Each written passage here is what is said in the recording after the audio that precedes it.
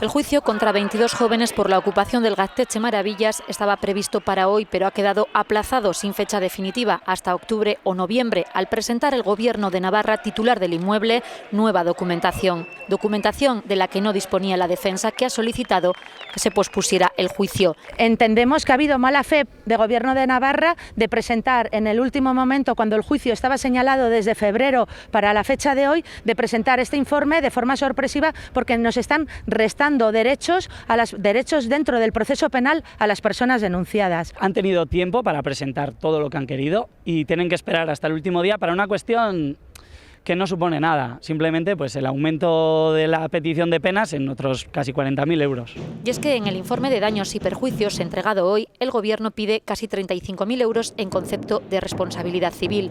Ahí se incluyen los daños al inmueble, pero también 7.700 euros por las horas extras de los agentes de policía foral que intervinieron en el desalojo.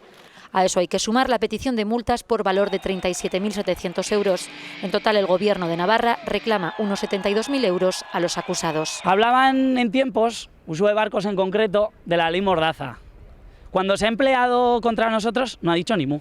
Ahora está de acuerdo con ella. Consideran que es el propio Gobierno quien ha causado los daños al inmueble. Los únicos daños que se han causado sobre ese edificio son los que han causado ellos. Cuando han vuelto a entrar, han picado un mosaico de hace más de 300 años, que era patrimonio protegido, los que lo tenían que proteger. Los 22 investigados salían del Palacio de Justicia entre gritos de Maravillas Aurrerá.